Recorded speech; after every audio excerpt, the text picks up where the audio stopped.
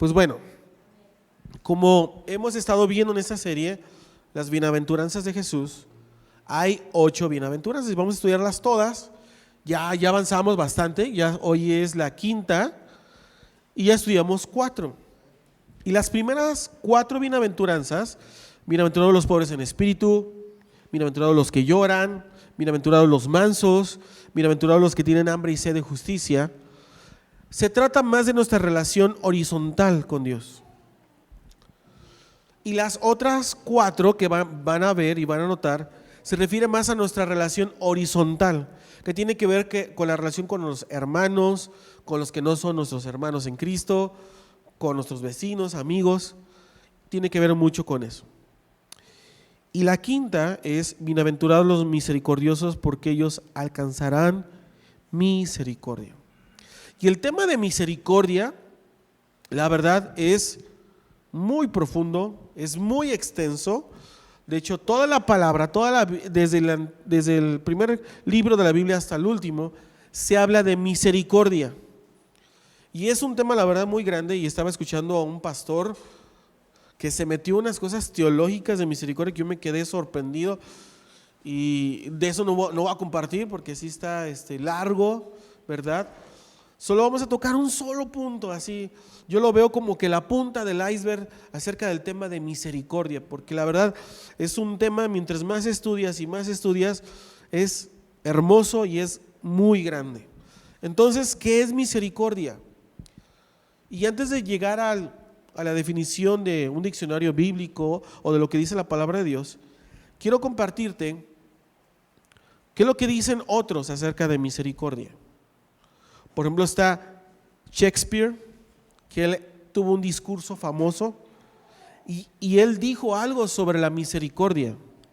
Fíjate lo que él dijo: la cualidad de la misericordia no se tensa, cae como la suave lluvia del cielo en el lugar que se encuentra debajo, es 2 veces bendita al que da y al que recibe. Es el más poderoso entre los más poderosos. Se convierte en el monarca que está en el trono mejor que su corona. Eso es lo que dijo Shakespeare. Pero también Gamaliel, él escribió en el Talmud acerca de la misericordia y él dijo: que sea una señal para ti. Mientras seas misericordioso, Dios te mostrará misericordia, pero si no tienes misericordia, Dios no te mostrará misericordia. Ahora, cuando Jesús dice estas bienaventuranzas en el monte, lo dijo en un tiempo donde el imperio romano estaba dominando, estaba reinando. Y los romanos también tenían un concepto acerca de misericordia, aunque más bien no la tenían, porque los romanos no admiraban la misericordia. Fíjate lo que ellos creían, porque esto lo dijo un filósofo romano: la misericordia es una enfermedad del alma. Y es lo que creían los romanos. Y lo podemos observar, cómo mataban a la gente, cómo los crucificaban. Los romanos enseñaban 4 virtudes, 4 pilares. Enseñaban sobre sabiduría, justicia, valor y templanza. Pero la misericordia nunca, estaba ausente en la misericordia. Para los romanos, mostrar misericordia era señal de debilidad. De hecho, en nuestra sociedad actual, para algunos mostrar misericordia también es señal de debilidad. Ahora, hoy quiero aclarar un punto, porque nos podemos ir por ahí. La Biblia no dice que si somos misericordiosos, los demás serán misericordiosos. Eso no dice. ¿Verdad que no? Porque la mayoría de las veces queremos nosotros o mostramos misericordia a los demás y no nos pagan con misericordia. Nos pagan peor, ¿no? Nos pagan mal. O nos devuelven mal. Aunque hagamos el bien, nos devuelven el mal. Y luego decimos, no, pastor, esto de la misericordia no funciona. Yo fui misericordioso y me fue de la patada, me fue peor. Mejor si me hubiera vengado. Mejor si me hubiera desquitado.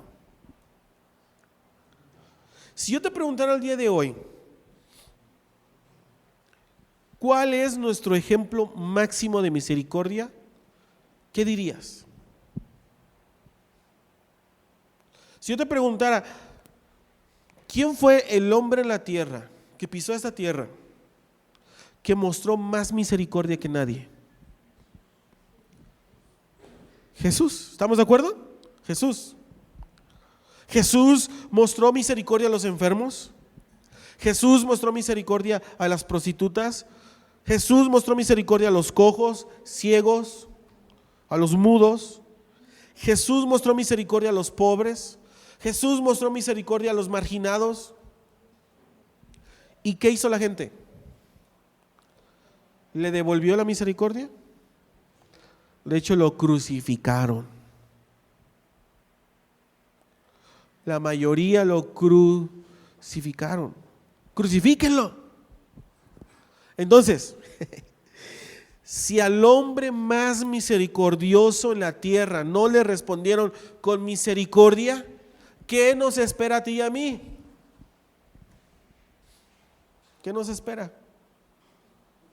Entonces, no es una garantía y no es bíblico que si somos misericordiosos nos van a devolver misericordia. Pero lo que la Biblia sí dice es que si tú y yo somos misericordiosos con los demás, Dios nos dará misericordia o será misericordioso con nosotros. ¿Amén? Entonces, ¿qué es misericordia? Misericordia no es un don espiritual reservado solo para algunos, sino que es un llamado a todos los hijos de Dios. Si tú te dices que eres un hijo de Dios, debes de ser un hombre y una mujer de misericordia. No es que, es que a Joshua se le da más. A mí no se me da eso como de la misericordia, pastor. No, es a todos. Se nos tiene que dar a todos. Entonces, ¿qué significa misericordia según el diccionario bíblico? El carácter de una persona que es altamente sensible a las necesidades de otros, se identifica con ellos y responde con los recursos a su alcance para aliviar o satisfacer la necesidad. Repito, es el carácter de una persona que es altamente sensible a las necesidades de otros, se identifica con ellos y responde con los recursos a su alcance para aliviar o satisfacer la necesidad.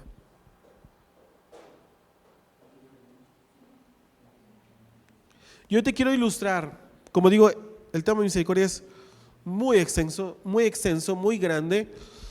Hoy solo quiero que leamos una parábola que Jesús dijo y que nos enseña este tema de misericordia.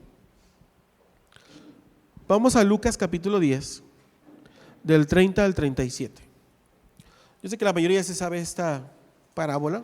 Estaba Jesús discutiendo con unas personas y les estaba diciendo que debemos amar a nuestro prójimo. Y le hicieron la pregunta a Jesús, sí, pero ¿quién es nuestro prójimo? Y les contestó con una parábola, con esta parábola.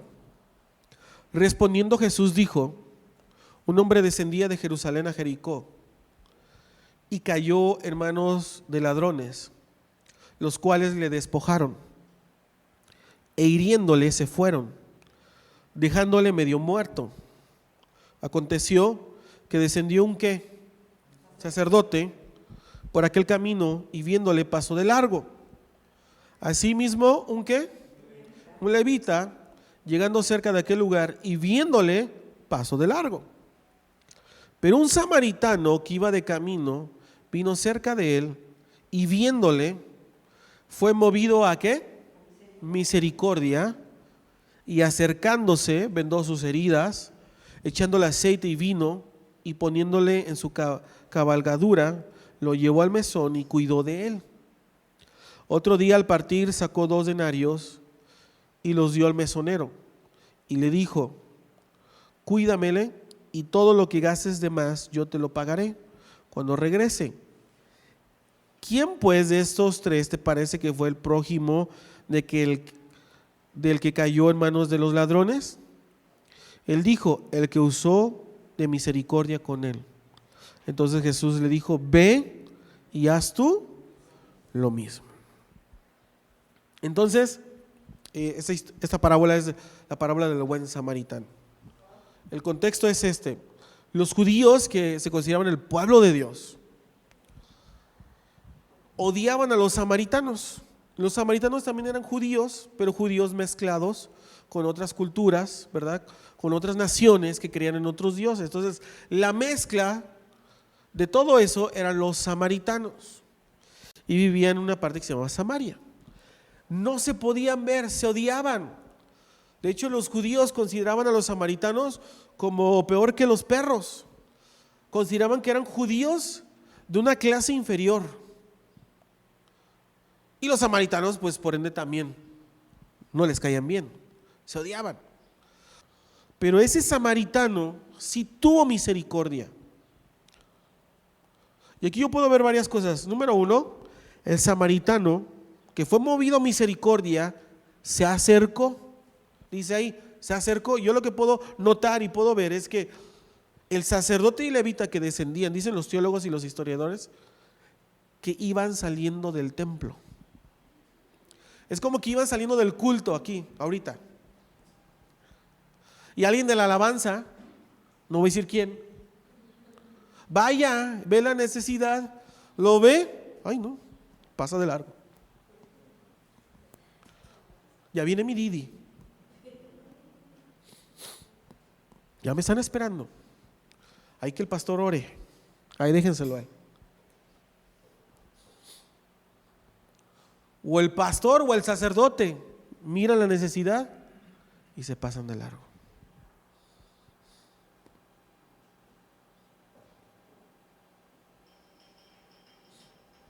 Yo te quiero preguntar el día de hoy: cuando tú ves la necesidad, ¿pasas de largo? ¿O te acercas a ayudar? Digo ayudar porque muchos sí se acercan, pero a chismear. Pasa algo y ahí está la multitud, no estás haciendo nada, no estás aportando nada, pero estás en el chisme. Ya te enteraste, ¿no? ¿Qué pasó? No, es que fíjate que lo balacearon. No, es que fíjate que lo andaban correteando. Fíjate.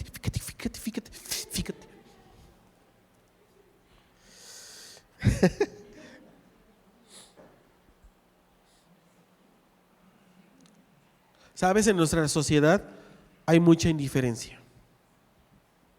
Hay mucha frialdad, hay mucha apatía. Y antes de irme a un caso extremo como del samaritano, bueno, no es del samaritano, pero el que dejaron ahí medio muerto, pobre, ¿verdad? Les voy a dar ejemplos más chiquitos, más prácticos y entre nosotros. Déjate uno que encontremos tirado ahí medio muerto. ¿Cuántos de nosotros nos hemos acercado como hermanos, porque supone que somos hermanos en Cristo, ¿verdad? Y le hemos preguntado sinceramente: ¿cómo estás? ¿Cómo te fue en tu semana? Cuéntame. Algunos ni saben cómo se llaman, algunos ni el teléfono tienen. Gracias a Dios.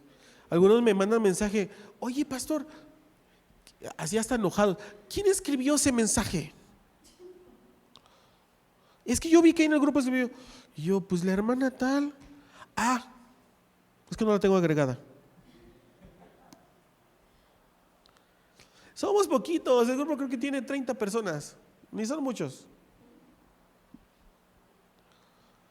¿Cuántas veces nos hemos acercado a nuestros hermanos? Luego me preguntan a mí: oye, ¿y por qué no vino tal persona? Y les contesto y se enojan, porque le digo: no sé, ¿por qué no le preguntas? sea, sí sé, porque yo ya pregunté, pero se enojan porque dicen, ay, es el trabajo del pastor. No, es el trabajo de todos nosotros.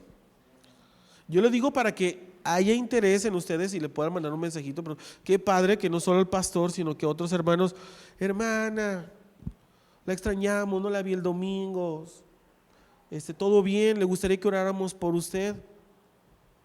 No regañándola, hermana, no estuvo, tiene que estar. No.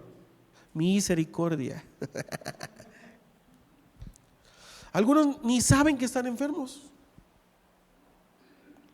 ¿Por qué? Porque no nos acercamos y no, la verdad, nos valen las necesidades de otros. Luego les escribo a algunas hermanas o hermanos y me dicen, ay pastor, perdón, es que toda la semana estuve enferma. Y ahí si lo regaño, le digo, ¿por qué no me dices? No te esperes a que te mando un mensaje. ¿Qué tal si ahí estás bien mal? Mando un mensaje, oro en ese momento por ti, o si es muy grave, pues voy y te visito. Tampoco somos adivinos, ¿verdad? Pero luego se esperan a que yo les mande el mensaje. No, cuando sea así, mándeme un mensaje, estaremos orando, o depende de la gravedad, vamos a verlos o algo. Pero algunos ni saben que están enfermos. ¿Por qué? Porque no nos acercamos. O algunos sí preguntan, sí indagan, ¿no? Porque les gusta la plática y son muy buenos para eso, pero nada más saben, no hacen nada. No son movidos a misericordia, nada más yo creo para el chisme, yo creo para estar enterados de las últimas noticias. O sea, sí tenemos que acercarnos, pero también tenemos que hacer algo. Entonces, número 1, se acercó. Número 2, vendó sus heridas con aceite y vino. Antes, ¿verdad? No había paracetamol, antes no había agua oxigenada, aunque ya recomiendan que ya no. Antes no había alcohol, pero sí había vino. Usaban el vino para desinfectar y usaban el aceite como un ungüento para aliviar el dolor y de modo de protección. Entonces este hombre se acercó, curó su herida y la vendó. Y déjame decirte que allá afuera hay muchas personas heridas que necesitan ser sanadas, que necesita que vaya alguien y pueda vendar esas heridas. Y Dios nos ha mandado a vendar heridas. Mismo Jesús dijo, el Espíritu Santo me ha enviado, ¿no? Por cuanto me ha ungido para dar buenas nuevas a los pobres, a los afligidos, a los quebrantados. Dios nos ha mandado también a eso. Y un ejemplo práctico de cómo tú puedes vendar o curar a alguien es con una palabra tan pequeña, pero tan grande para muchos, es el perdón. Si yo les preguntara, ¿cuántos han sido ofendidos, heridos, calumniados, lastimados? Yo creo que todos levantarían su mano. Todos. A todos nos han ofendido, a todos nos han hecho algo. Y han lastimado nuestro corazoncito. Y esa herida o esa falta de perdón es una herida. Y a veces tú vas a tener que ir con esa persona, aunque en tu perspectiva tú no hiciste nada, pero para curarlo y para poder vendarlo, vas a tener que ir y pedir perdón. Porque tú sabes cuando alguien tiene algo en contra de ti, tú lo sabes. Tienes que ir a pedir perdón. Pastor, pero yo no hice nada. Aunque ve y venda, ve y cura. Van a haber grandes siervos de Dios, grandes profetas que se arrodillaban y decían, perdónanos nuestros pecados. Y el profeta no había hecho nada, era el pueblo pecador. Pero el mismo profeta decía, perdónanos, o sea, él se metía dentro del paquete. Cuando tú vas y perdonas, estás vendando una herida. Cuando tú abrazas, cuando tú escuchas, estás ayudando a sanar esa herida. Eso es misericordia. Al perdonar muestras misericordia. Fíjate lo que dice Gálatas 6:1. Esto lo dijo el apóstol Pablo a los Gálatas. Dice: hermanos, si alguien es sorprendido en pecado, ustedes que son espirituales, ¿deben qué? Entonces, ¿quién debe restaurarlo? ¿El pastor? ¿El apóstol? ¿Los líderes? ¿Qué dice ahí? Los hermanos. ¿Con una actitud cuál? Humilde. Pero cuídese cada uno, porque también puede ser tentado. Estaba platicando con mi esposa de una hermana que le estaba platicando de que no le fue bien, tomó malas decisiones, y ella lo reconoce, y qué bueno que lo reconoce.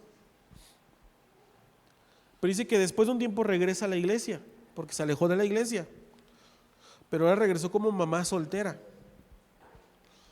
Y dice: la verdad, yo voy por amor a Dios, porque si fuera por la iglesia, no voy.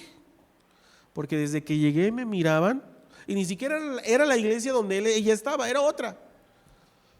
Pero así como que, ay, ¿y su esposo?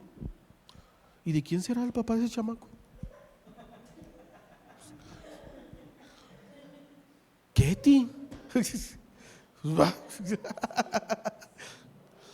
Y la juzgan y la criticaban por ser una mamá soltera.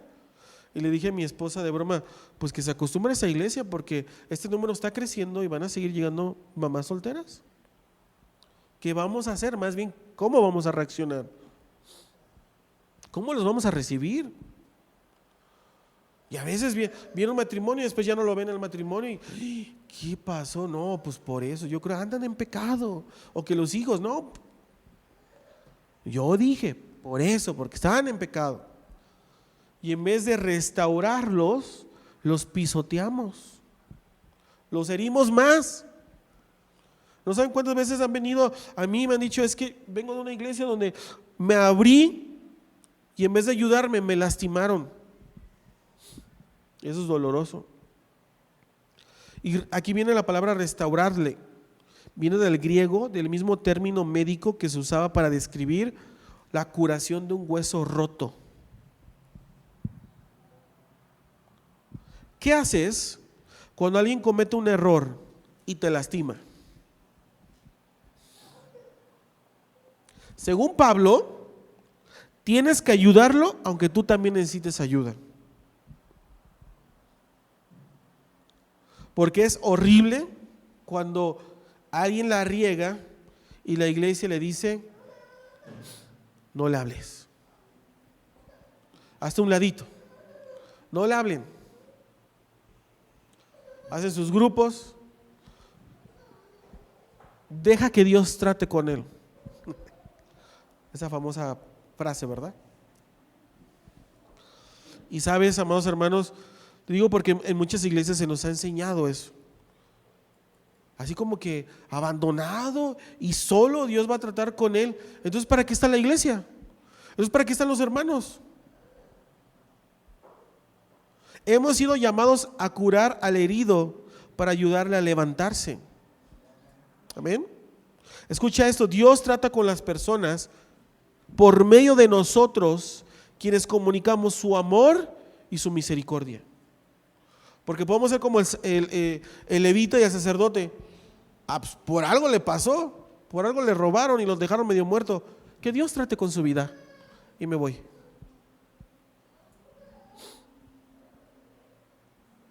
Se nos ha confiado, amada iglesia, el ministerio de la reconciliación.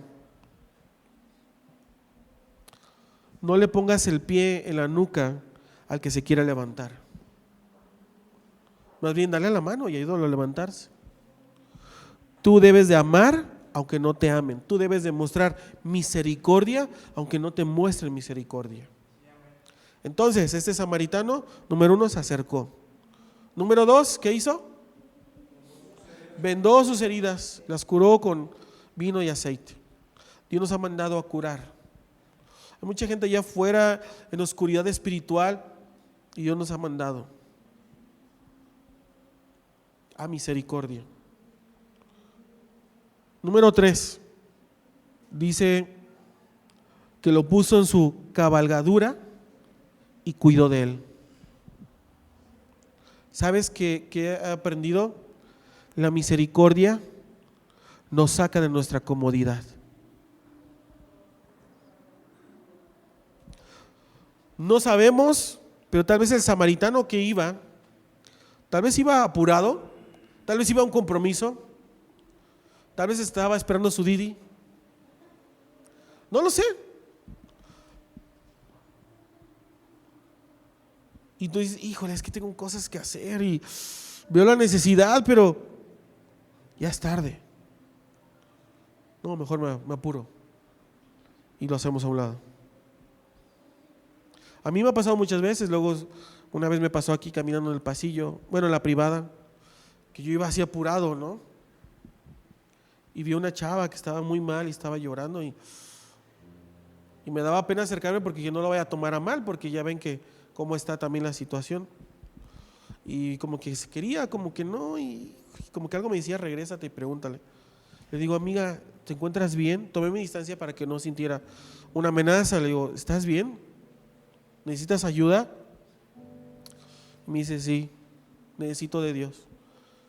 Ya me acerco, empezó a llorar y empezó a orar por ella y pues se desahogó, ¿no? Porque justo iba a otra iglesia y la botaron. Y estaba llorando por eso. Entonces vino y oramos por ella y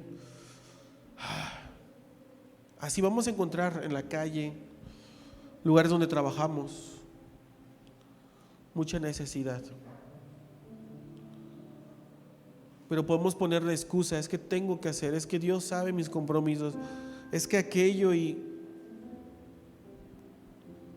la misericordia nos saca de nuestra comodidad.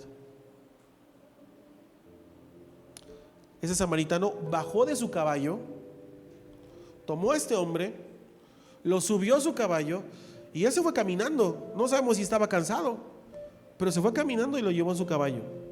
No era cómodo. Y sabes, es muy sencillo tener compasión por aquellos que no nos sacan de nuestra comodidad. Pero ¿qué pasa con los que nos llaman al límite? Con los que nos desesperan, con los que colman nuestra paciencia, con los que no sentimos amarlos. ¿Mostramos misericordia? ¿Cuántos se acuerdan de Jonás? Dios le habló a Jonás: quiero que vayas y prediques a Nínive. Le dijo: no, Señor, me voy a otro lado. No le dijo, heme aquí. Le dijo, no voy. Y yo dije, pero ¿por qué? Yo cuando hace muchos años esta historia dice, pero ¿por qué? O sea, ¿por qué no quería Jonás? Si era predicar la palabra de Dios. Hasta después, no hace mucho, supe quién eran los ninivitas. Eran enemigos del pueblo de Dios y mataban cruelmente a la gente. Dicen a los historiadores que los enterraban vivos, dejaban solo su cabeza descubierta y a veces ponían animales y las hormigas o los animales se los estaban comiendo al pueblo de Dios. Algunos los empalaban. ¿Sí saben qué es eso, va? Así como un pollo rostizado, así los empalaban y así los ponían, y los ponían para exhibir. Y Dios lo manda a Jonás a predicar a esa gente. Él no quería. ¿Cómo Dios me va a mandar a predicar a mis enemigos? A los que han lastimado la nación de Dios, que han matado. ¿Y saben por qué no quería predicar? Porque sabía el corazón de Dios, que si ellos se arrepentían, Dios era capaz de perdonarlos. Dice, no voy, menos sabiendo eso. Ustedes saben el proceso, rumbo a Tarsis, ¿no? Lo tiran del barco, lo trae al gran pez y el pez lo escupe donde tenía que ir a predicar.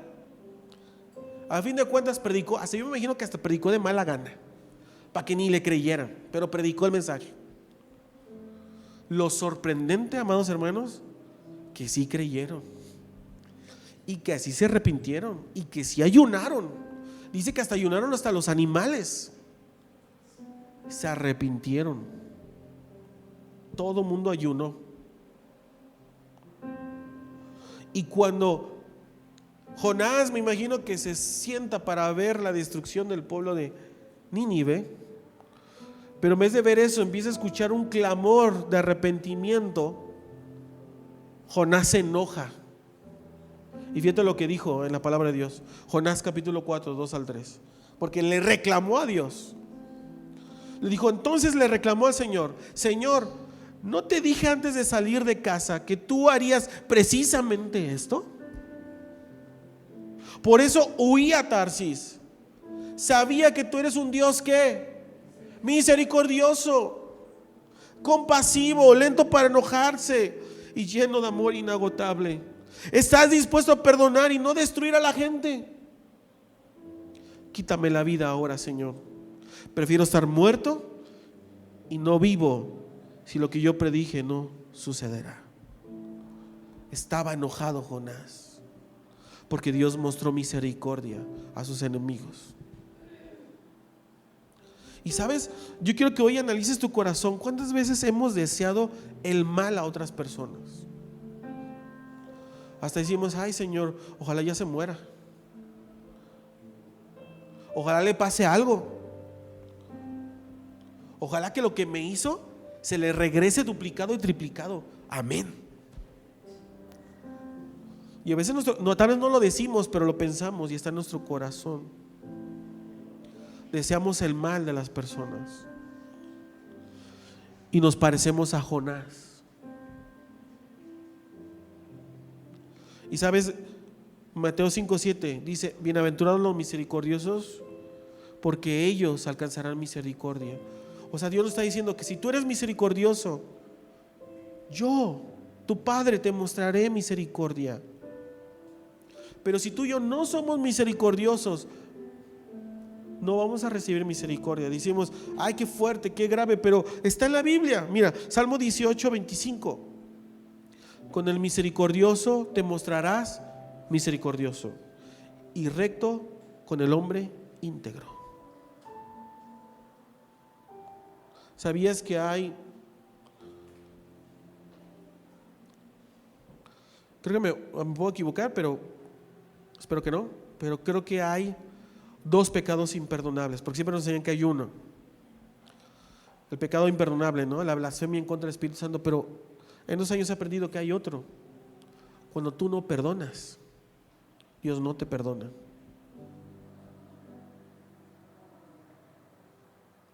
¿Se acuerdan de la parábola de ese siervo que le rogó a su señor que le perdonara la deuda? Y se la perdonó, pero también le debían. Y fue, y él no perdonó la deuda. Entonces Jesús dijo esto en Mateo 18:32 y 34. Entonces, llamándolo a su señor, le dijo: siervo malvado, toda aquella deuda te perdoné porque me rogaste. ¿No debías tú también tener misericordia con tu consiervo, como yo tuve misericordia de ti? Entonces su señor, enojado, le entregó a los verdugos hasta que pagase todo lo que debía. Así también mi Padre Celestial hará con vosotros, si no perdonáis de todo corazón a cada uno, a su hermano, sus ofensas. Wow. Si no muestras misericordia, Dios no muestra misericordia. Si no perdonamos, Dios no nos perdona.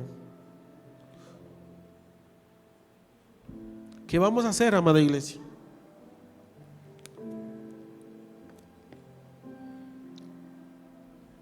¿Creen que nos falte más misericordia?